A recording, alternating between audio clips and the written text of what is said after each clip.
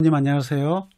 네, 안녕하세요. 네, 오늘 민주당은 역대 최대 규모로 갈 수 있죠. 선거대책위원회가 출범했는데요. 이제 워낙 치열하게 경선 과정을 겪었기 때문에 정말 온팀이 이루어질 수 있을까라는 우려도 컸습니다. 먼저 좀 당내 분위기 좀 전해주시죠. 예, 저는 사실 처음부터 우려하지 않았습니다. 왜냐하면 민주당의 그동안의 전통으로 보면 경선을 치열하게 하지만 나중엔 다 이렇게 원팀이 돼서 하나가 돼가지고 이렇게 하더라고요. 조금 전에 이제 출범식 제가 지금 다녀왔는데요. 네. 괜찮았어요. 흥분과 여운이 가라앉지 않고 있다 이렇게 말씀드릴 수 있는데 네. 보니까 해야 한다에서 할 수 있겠다 이런 다짐들을 서로 하는 그런 자리였고 되게 좀 이낙연 전 대표, 정세균 전 대표 총리 이런 분들 경선에 참여했던 후보들이 다 오셔가지고요. 민주당 구성원들이 되게 좀 한마음이 됐구나. 그래서 경선 후유증이니 경선 과정에서 있었던 앙금이 어쩌는 이런 얘기는 제가 보기에는 오늘부로 해서 그전에도 특별히 염려하진 않았지만 싹 사라진 것 같은 그런 느낌인데요. 네. 예. 이른바 용광로 선대위라고 불릴 정도로 이제 규모가 엄청난데요. 네. 어떤 의미로 네. 볼 수 있을까요? 이게 1차인데요. 네. 용광로 선대위는 말 그대로 이러저러한 것들을 갖다가 하나로 다 녹여낸다는 뜻 아니겠습니까? 근데 이거는 규모가 큰 것이 중요한 게 아니고 마음을 하나로 모은다. 함께 이번 선거를 치른다. 그런 점이 저는 중요하다고 보고요. 그러니까 한마디로 정의하면 용광로 선대위는 우리는 모두 민주당의 이름으로 하나다. 그래서 재집권의 의지를 다지고 촛불 민심의 뜻을 받들겠다. 이런 점에서 함께 가는. 그전에 이제 되게 그런 게 좀 잘 안 됐었는데 이번에는 그런 게 이 규모도 규모지만 그렇게 하나로 묶어놓은 거, 마음을 모은 거 이게 좀 중요하다고 봅니다. 네.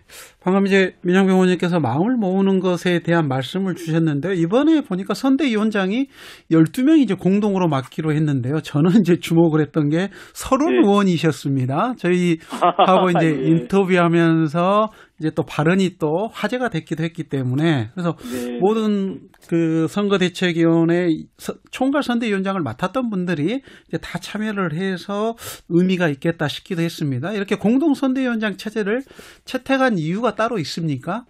원래 선대위원장은 상임 선대위원장은 한 분이지만 보통 공동 선대위원장을 여러 분이 맡습니다. 원래 맞는데 네. 이거는 이제 특정 인물이 주도하는 게 아니고 여러 진영으로 나누어서 그러니까 경선 과정에서 여러 캠프로 나뉘어서 활동을 하던 분들 중에 그 후보의 진영을 대표할 수 있는 대표 선수들이 망라가 되다 보니까 12분으로 이렇게 정리가 됐는데요. 이거는 앞으로도 더 늘어날 수도 있다고 봅니다. 이번에 1차로 이제 저희 당내에 이 원팀 선대위 출범 여기에 이제 의미가 있기 때문에요. 네. 그래서 이렇게 여러분이 모아지면 그 각각의 조금 전에 이제 서른 의원님 말씀하셨지만 이런 분들이 갖고 있는 그 안에 보시면 다 전직 원내대표를 지내셨거나 이런 분들이거든요. 이 민주당이 갖고 있는 어떤 역사적인 정치적 의미, 콘텐츠 이런 것들이 한꺼번에 다 모아서 이게 그러니까 이재명 후보에게 경쟁력의 근거를 제공하는 그런 의미가 저는 있다고 봅니다. 그러니까 크게 보면 두 가지죠. 하나는 각 진영이 한 대로 다 대표 선수들이 모았다. 네. 두 번째는 그걸 근거로 해서 모두가 하나가 돼서 숫자가 많지만 다양한 특징들과 정책 의미를 살려서 이거를 이재명 후보의 정치적 자양분, 경쟁력의 자양분으로 삼는다. 이런 의미가 있는 것 같습니다.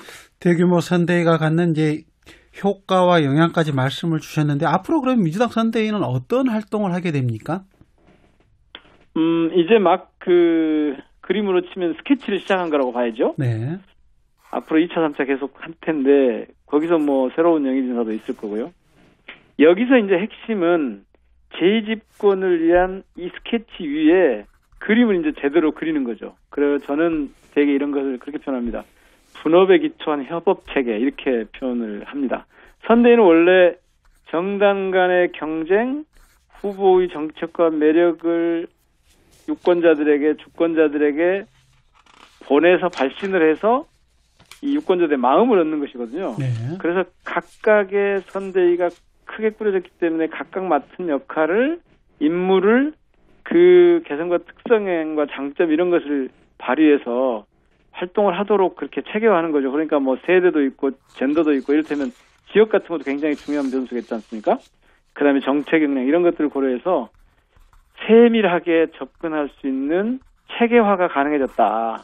분업을 하면서도 전체적으로 협업이 되는 뭐 그런 일들을 앞으로 이제 선대위가 하게 될 겁니다. 그러니까 한마디로 말씀드리면 주권자들의 마음을 얻기 위한 다양한 정책들을 내놓고 또 거기에 필요한 접근 방법들을 고민하고 그렇게 캠페인을 전개해가는 역할을 하게 될 겁니다. 예. 유권자들의 이제 마음을 얻기 위한 정책 기획 말씀 주셨는데요. 그렇다면 지역 이제 대선 공약에 자연스럽게 관심이 쏠릴 수밖에 없을 것 같습니다. 그래서 지역 현안 좀 어떻게 반영할 계획이신가요?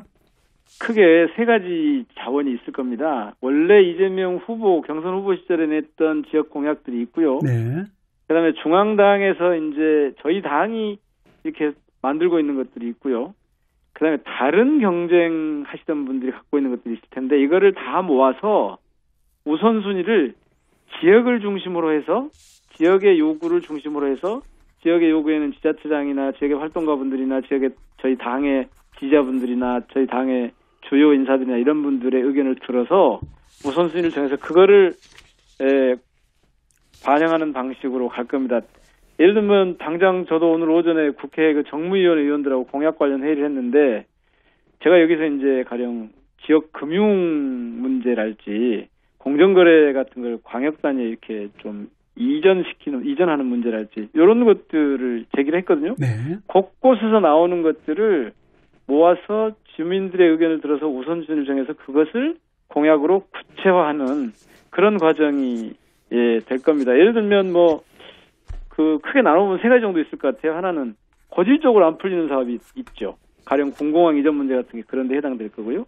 그 다음에 이미 진행 중인데 이걸 내실 있게 가져가야 되는 것들이 있습니다. 예를 들면 한국에너지공대가 생기는데 거기에 대형 과학기술 인프라 같은 게 깔려야 된다. 이런 걸 할지. 그 다음에 이제 신규로 검토해야 될 것들이 있을 겁니다. 이런 것들을 잘 이렇게 묶어가면서 실현 가능한 구체적 공약들이 반영되도록 그렇게 할 것입니다. 예. 더불어민주당은 오늘 이제 선거대책위원회를 출범시켰습니다. 반면에 국민의힘은 이번 주에 대통령 이제 후보가 결정이 되는데요. 좀 경선 결과 좀 더불어민주당 내부에서는 어떻게 전망하고 계시나요? 그거는 좀 어려운데요. 나머지 달림이 어떻게 되는지 숟가락이 몇 개인지 제가 잘 모르겠는데 근래 흐름을 놓고 보면 이렇게들 보더라고요. 언론계에서도 그렇고 저희도 그렇게 보는데 이 홍준표 후보가 근래 이제 좀 상승하고 있어서 이 흐름으로 봐서 홍준표 후보가 될 수도 있다는 가능성을 배제하지는 못하겠다. 그러나 아직까지는 윤석열 후보가 유리한 것 같다. 이런 정도인데 네. 정확하게는 잘 모르겠습니다, 솔직히. 그러면 정확하게 어떤 후보가 선출될 것이다라는 부분들은 모르시겠지만 홍준표 후보 대 윤석열 후보 이 두 명의 후보 중에 어떤 부분들이 더 유리할 거라고 보시고 있나요? 유리하다는 건 저희 쪽이 유리하다는 말씀인가요? 그렇죠. 저는 이런 질문 많이 받는데요. 저는 그 후보가 누가 되느냐가 별로 영향이 그렇게 크지 않을 것 같습니다. 별로 중요하지 않을 것 같아요. 네. 그러니까 그 인물이 누가 되든 그 인물 개인이 미칠 수 있는 영향력은 선거에서 영향력은 제가 득표율로 따지자면 1% 미만이라고 보거든요. 그쪽 두 분들은. 그래서 그게 중요하지는 않은 것 같고 결국 진영 대결인데 저는 이재명 후보가 누가 오더라도 이길 것 같거든요. 왜 그런지를 잠깐 시간을 주시면 설명할 수 있겠습니다만. 설명하십시오. 괜찮습니다. 그럴까요? 네. 그러니까 저희가 승리할 것이다. 이재명 후보가 누가 오더라도 윤석열 혹은 홍준표 어느 분이 오시더라도 후보가 되더라도 이길 거라고 보는 건 크게 여러 가지가 있지만 그중에 크게 보면 세 가지 정도 있어요. 첫째는 지금 우리 시대가 되게 이 대전하는 시대, 세계적 위기 시대라고 하지 않습니까?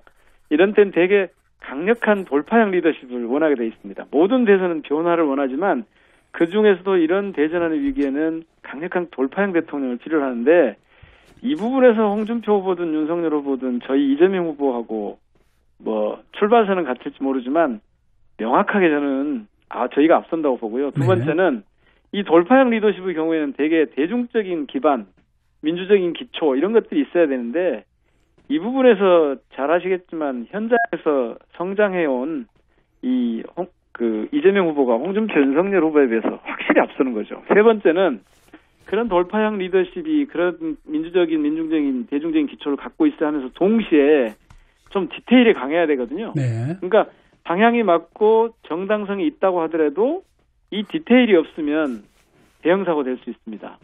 그래서 흔히 우리가 이제 악마는 디테일에 있다 이런 말 쓰는데 이 정밀하게 설계하고 강력한 추진력이 이렇게 조화를 이루면서 맞춰가야 되는데 이 대목에서는 국민의힘에 누가 되든 윤석열 후보, 홍준표 후보 누가 되든 토론하면 아마 확연하게 드러날 거고 저는 확실하게 이 대목에서 이재명 후보가 앞설 수 있다고 봅니다. 그래서 저희는 아마 이런 리더십, 이 시기에 맞는 리더십, 우리 사회에 어울리는 리더십, 위기 시대를 돌파할 수 있는 리더십이 누굴까 이거를 주권자 시민들이 국민들이 잘 구분해서 판단해 줄 것이다 이렇게 보기 때문에 저는 특히 이게 그냥 유권자들이 아니거든요. 지금 이미 촛불혁명을 거친 유권자분들이어서 저는 이재명 후보의 승리를 예감합니다.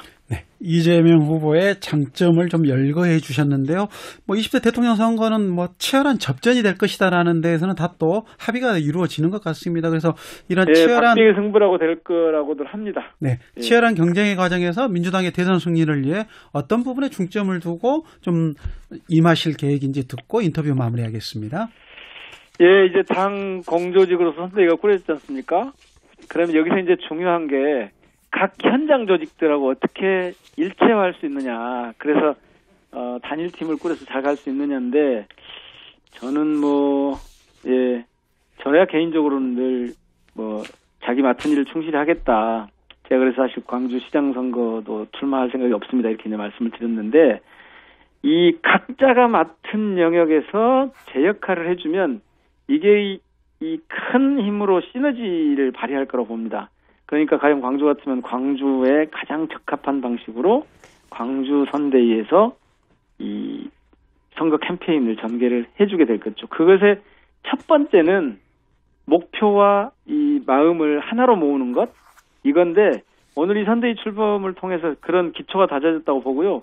이게 이제 구체적인 이 캠페인 방법으로 이제 확산이 되면 그런 데다가 이제 초점을 맞춰서 그것의 대상은 목표는 뭐냐면 두말할 필요도 없이 민생입니다. 민생. 오늘 이재명 후보가 연설을 하는데 세 가지 강조를 하더라고요. 전환적 성장을 하겠습니다. 그래서 기회 총량을 늘리겠습니다. 두 번째는 우리 국민을 정말 이 주거 문제에서 어렵게 만드는 부동산 개혁에 강력하게 정책을 시행하겠습니다. 그리고 세 번째, 저는 이게 되게 눈에 딱 들었는데요. 실용 정치를 하겠다고 그러더라고요. 실질적으로 성과를 내는 정치를 하겠다고 그러더라고요. 저는 아마 그런 쪽에 초점을 맞추면서 대선 승리를 향해서 앞으로 나가지 않을까 이렇게 생각합니다. 네, 오늘 말씀 감사합니다. 네, 고맙습니다. 지금까지 더불어민주당 민영배 의원과 이야기 나눴습니다.